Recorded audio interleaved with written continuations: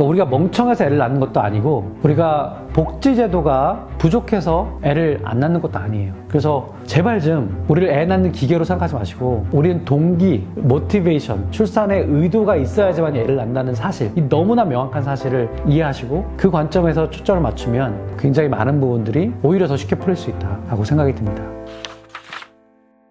우리의 의사결정을 바꿀 수 있는 단 한 가지 변수는 우리 주변에 사람들을 얼마나 많게 만들 것인가. 결혼 정년기에 있는 사람들의 주변에 얼마나 많은 사람들이 드글드글한가. 얼마나 많은 사람들이 꽉 차 있는가. 밀도죠. density. 이 부분을 어떻게 조절할 것인가. 이 부분을 어떻게 변경할 것인가가 우리의 최대 관심사가 되야 된다고 생각합니다. 왜냐하면 그렇지 않으면 우리는 출산하고 싶은 동기가 높아지지 않습니다. 심지어 어떤 실험까지 있냐면요. 진화심리학자 올리버 승 같은 분에 따르면 합계 출산율과 인구 밀도 간에 음의 상관관계가 형성됩니다. 무슨 말이냐면 인구 밀도가 높은 나라일수록 합계 출산율이 떨어진다는 얘기예요. 인구 밀도가 높으면 애를 덜 낳는다는 얘기죠. 근데 인구 밀도가 높으면 오히려 올라가는 것들이 있습니다. 예를 들면 자녀의 유치원 등록 비율이 올라갑니다. 그러니까 애를 안 낳는 대신에 기존에 있는 애한테 더 양육을 세게 하는 거죠. 자기 자신을 성장하는 거와 비슷한 거죠. 왜냐면 지금 애를 낳아봤자 더 경쟁적인 상황에 돌입하니까 그렇게 하는 것보다는 지금 기존에 있는 애만 더 성장시키자고 하는 거죠. 자, 느린 전략가로 변하는 겁니다. 그리고 실제로 또 한편으로 느린 전략가 중에 하나는 수명이 긴 건데, 왜냐면 장기적인 투자를 하니까 그렇죠? 실제로 그래서 인구 밀도가 높을수록 기대 수명도 올라갑니다. 심지어 인구 밀도가 높을수록 성적인 엄격성, 다시 말해서 막 여기저기 짝짓기 하면서 애를 낳으러 돌아다니진 않는다는 거예요. 그래서 이 세 가지 인구 밀도가 높으면은 느린 전략가가 된다라고 하는 거를 입증한 그런 연구가 있습니다. 또 이거를 인과관계로 좀 보고 싶은 연구도 있어요. 가령 사람들이 막 붐비는 사진을 보여주잖아요. 그럼 출산 동기가 떨어집니다. 심지어 웅웅거리는 소리를 들려주잖아요. 그러면 출산 동기가 떨어져요. 왜냐하면 사람들이 많다고 지각하는 거죠. 그렇게 인식하는 거죠. 실험적으로도 그렇고 상관관계도 그렇고 보면은 인구 밀도와 합계 출산율 간에는 반비례가 형성된다는 걸 알 수 있습니다. 자, 그래서 우리나라도 이 연구를 해봤어요. 저희 연구실에서 제가 서울대에 있을 때 감사원과 함께 이 연구를 해봤는데요. 우리나라 초저출생의 심리적 원인이라는 주제로 인구 밀도로 인한 사회적 경쟁 및 수도권 집중을 중심으로 라고 하는 그러한 연구를 했습니다. 연구 결과를 간단히 말씀드리면 비슷한 계열입니다. 우리나라 시군구를 한번 인구 밀도를 비교해 봤어요. 그리고 시군구의 여성의 평균 초혼 연령을 한번 비교해 봤습니다. 그랬더니 인구 밀도가 높은 지역일수록 초혼 연령이 올라갑니다. 그러니까 결혼을 미룬다는 뜻이에요. 또 어떤 연구가 있냐면 거주 환경 변화가 출산율에 어떤 영향을 주는지를 한번 생각을 해봤습니다. 그러니까 그 연구를 하게 된 이유는 생각을 해보니까 2012년에 서울에 있는 중앙부처 중에 일부가 세종시로 넘어갔어요. 12년부터. 근데 그러면 내려간 공무원들의 합계 출산율이 더 높아졌을까? 실제로. 되게 궁금하시잖아요. 세종시는 인구 밀도가 낮으니까 실제로 출산율이 올라갔어야 되거든요. 그리고 서울에 계속 있었던 그 공무원들은 별 차이가 없겠죠. 그래서 실제로 연구를 해보니까 놀랍게도 저희 감사원에서 같이 연구를 했기 때문에 저희가 귀한 데이터를 얻을 수 있었는데요. 연구를 해보니까 실제로 서울에 있는 공무원들은 합계 출산율에 거의 변화가 없었고 내려간 공무원들은 실제로 올라갔습니다. 아주 유의미하게 올라갔어요. 예를 들어 1.37에서 1.57로 올라갔고요. 자, 그런데 또 재미난 것은 일단 세종시로 내려간 공무원들은 출산율이 올라갔다고 돼 있잖아요. 근데 처음부터 세종시에서 근무한 사람도 있을 거 아닙니까? 나중에 그 사람들은 더 올라갔어요. 출산율이 1.36에서 1.89로 올라갔어요. 출산 의향도 높아졌는지를 봤더니 실제로 내려간 사람들이 출산 의향이 높아졌고요. 그 다음에 밀도에 대해 지금 우리가 인구가 되게 붐빈다라고 하는 그 밀도 지각에 대해서도 세종시로 내려간 공무원들은 여기는 그렇게 붐비지 않아요. 이렇게 생각을 했다는 거죠. 그러니까 실제로 인구 밀도가 낮은 데로 이전을 하면 사람들이 출산율이 올라간다라고 하는 아주 흥미로운 자연 실험을 해본 거죠. 제가 일부러 실험한 건 아니지만 한국에 그런 변화가 있었기 때문에 아주 독특한, 아주 유일한 그런 데이터를 우리가 얻을 수 있었죠. 그래서 어떤 합계 출산율과 인구 밀도 간에는 음의 상관관계가 명확하게 존재한다라는 사실을 저희가 발견할 수 있었습니다. 요약을 해보면 결국에는 우리가 주변에 있는 환경들을 어떻게 지각하는가죠. 지금 밀도가 되게 높다. 그래서 우리는 지금 경쟁해야 된다라고 하는 그 지각, 그걸 우리가 perception이라고 합니다. 그런 어떤 인식이라고 할 수도 있겠죠. 그런 인식을 어떻게 하느냐가 매우 중요하다는 거죠. 여기는 사람들이 많으니까 경쟁적이다라고 인식하는 순간 우리는 출산을 미루고 자기 자신을 성장시키는 거죠. 그러다 보면은 결국에는 나중에 출산하고 싶어도 생리적인 이유 때문에 출산을 못하는 거예요. 그럴 일이 많이 벌어진다는 거죠. 자, 그게 가장 중요한 이유다라고 하는 것이 제가 오늘 하고자 하는 말의 핵심입니다. 저출산 문제에 관련해서 이거 복지의 실패인가? 아니 정책의 실패인가? 이렇게 많은 돈을 투여하고 어떻게 완전 반대되는 결과로 계속 가고 있지? 물론 정책의 실패예요. 제도의 실패이기도 합니다. 근데 그 이전에 우리가 정말 이해해야 되는 것은 주위 환경에 대한 우리의 적응된 반응이라는 거죠. 우리가 인구 밀도가 높아진 이곳에 있음으로 해서 우리는 배우든 배우지 않든 간에 우리는 누구든 간에 여기서는 지금 출산하면 안 되겠구나. 내가 성장해야겠구나. 라고 우리는 그런 성장의 동기를 켠다는 거죠. 이것은 인간의 오래된 적응이에요. 그러니까 이거를 우리가 뭐라고 할 수는 없는 거죠. 어떻게 보면 합리적인 의사결정이라고도 할 수 있습니다. 왜냐면 그래야지만이 결국에 자기의 번식 성공도를 높이기 때문이죠. 일단 이거를 이해하는 것이 매우 중요하고 그렇다면 점점 수도권으로 사람들이 몰리게 하는 걸 어떻게 막을 것인가. 그 얘기는 무슨 얘기입니까? 지방에 있는 청년들이 전부 다 수도권으로 온다는 거죠. 그래서 지방 소멸과 수도권의 과밀화는 완전히 같은 한 쌍이죠. 실제로 수도권이 왜 과밀화되는지를 조사를 해봤더니 결국 지방에 있는 청년들이 이탈했기 때문이에요. 이런 일이 계속 반복되는 한 그러면 수도권은 점점 비대해지죠. 수도권을 점점 더 복지 정책을 쓴다고 생각해보세요. 그러면 더 사람들이 오겠죠.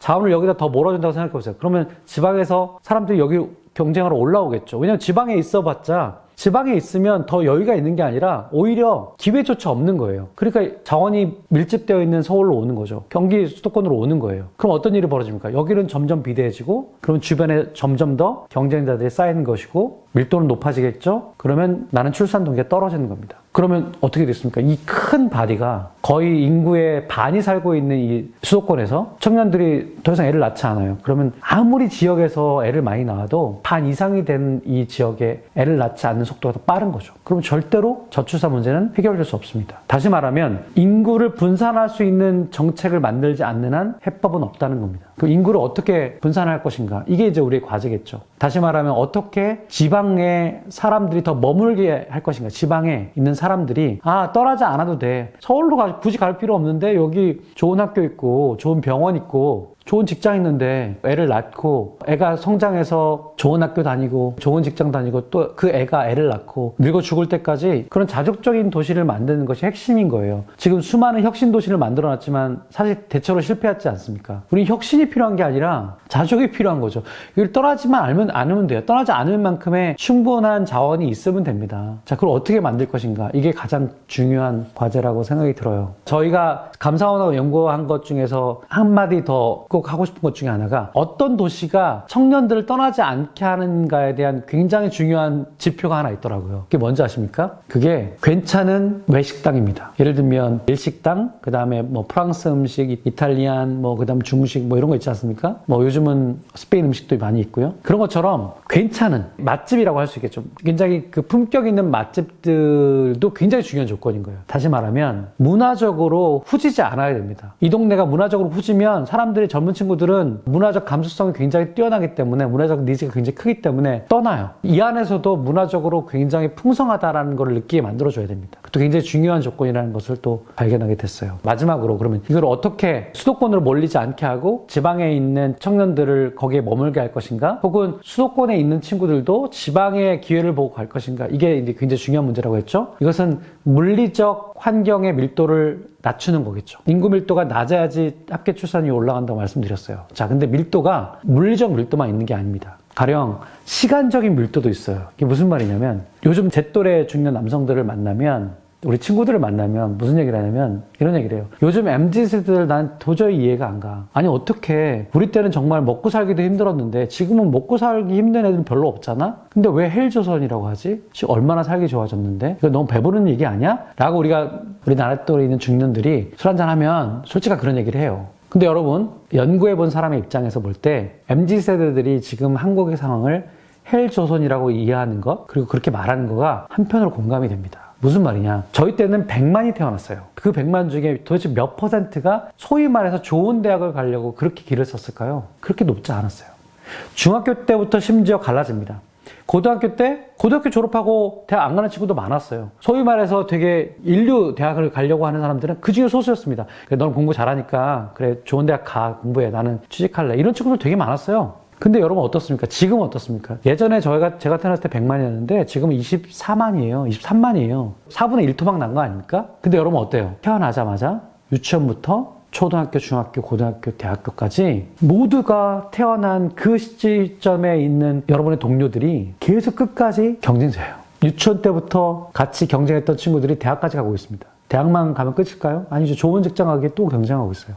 다시 말하면 너무 같은 시간에 같은 일을 합니다. 너무 같은 시간에 같은 목표를 향해 달리니까 시간의 밀도가 너무 높아요. 그러니까 다 경쟁적이라고 생각하는 겁니다. 그러니까 실질적으로 주관적으로 자기가 느끼는 어떤 경쟁 지각은 예전에 저가 100만 태어났을 때보다 지금 훨씬 우리 MZ세대들이 높다고 생각해요. 그러면 아무리 자원이 많고 풍요롭다 하더라도 그건 상대적인 거니까요. 그렇게 느낄 수 있겠죠. 그래서 시간의 밀도도 좀 굉장히 큰 문제인데 이걸 낮추기 위해서 어떻게 해야 될까? 당연히 다양한 가능성에 대해서 열어놔야 되죠. 다양한 가치를 가지고 뭔가를 시도를 해볼 수 있도록 우리 청년들을 어렸을 때부터 좀 퍼져나갈 수 있도록 그렇게 해야겠죠. 그러려면 뭘 해야 되느냐? 우리가 어떤 하나의 획일된 기준을 가지고 사람들을 평가하면 안 됩니다. 공부를 잘하는 것도 하나의 역량이라면 노래를 잘하고 스포츠를 잘하고 또 뭔가 공예를 잘하고 하는 것도 하나의 역량이겠죠. 이렇게 가치를 다양하게 만들면 아마 경쟁이 그렇게 한 줄로 세우는 것이 아닐 테니까 특정한 대학이나 특정한 어떤 회사나 특정한 목표를 향해서 같은 시간에 경쟁하는 방식은 아닐 거예요. 그래서 그 시간적인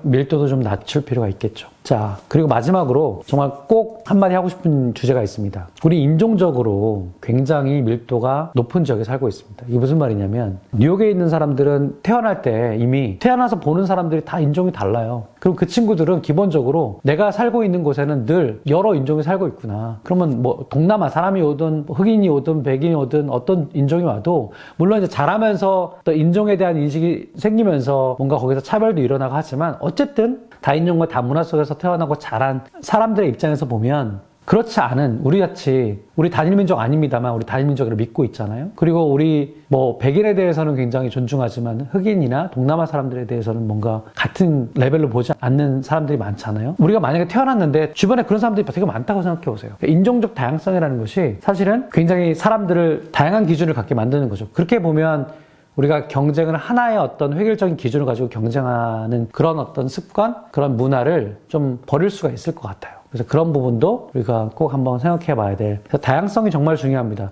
그래서 이게 한편으로는 인구 밀도라고 하는 물리적 환경에 크게 우리가 좌우되는 존재지만 우리 동물이기 때문에 우리 똑같은 거거든요. 모든 동물이 그런 주변에 있는 어떤 밀도를 센싱하듯이 우리도 우리 주변에 있는 밀도를 센싱하는 거예요. 우리도 동물입니다. 그런 식으로 의사결정하는 겁니다. 자, 근데 그럼에도 불구하고 우리는 문화를 갖고 있어서 그거를 조금 더 덜 경쟁적이게 만드는, 실제로 경쟁적이지만 덜 경쟁적으로 만드는 그런 심리적인 어떤 개입도 가능한 거죠. 그리고 실제로 그래서 덜 경쟁적이게 사회를 만들 수도 있는 거죠. 그래서 이게 문화와 이 물리적 조건들이 사실은 맞물려 있다고 생각합니다. 이 부분들을 잘 고려해야지만이 사실은 우리가 그냥 단순하게 경제적인 문제로만 복지의 차원에서만 그리고 양성평등의 관점에서만 이 문제를 해결하려고 자꾸 보면 이 문제를 결코 해결될 수 없다. 그러니까 우리가 멍청해서 애를 낳는 것도 아니고 우리가 복지제도가 부족해서 애를 안 낳는 것도 아니에요. 내 주변에 있는 경쟁자들 때문에 우리가 자동적으로 어떻게 보면은 더 성장하고 출산을 미루고자 하는 그런 동기 때문이거든요. 그래서 제발 좀 우리를 애 낳는 기계로 생각하지 마시고 우리는 동기, 모티베이션, 출산의 의도가 있어야지만 애를 낳는다는 사실, 이 너무나 명확한 사실을 이해하시고 그리고 어떻게 하면 출산 동기를 높여줄 것인가, 그 관점에서 초점을 맞추면 굉장히 많은 부분들이 오히려 더 쉽게 풀릴 수 있다라고 생각이 듭니다. 자, 그래서 오늘 사실 이 이슈들은 너무 많은 사람들이 논의하고 여러 각도에서 논의해서 뭐 더 이상 새로울 것이 없어 보인다고 생각하셨을지 모르겠어요. 인구 밀도 측면에서 이 문제를 보면은 굉장히 새로운 해법의 가능성이 열립니다. 그래서 오늘 장대익 하드커버의 첫 번째 쟁점으로 초저출산 문제를 한번 심도 있게 심리학적으로 다뤄봤습니다. 다음에는 또 다른 중요한 이슈를 가지고 여러분들을 이슈 코너에서 만나 뵙도록 하겠습니다. 감사합니다.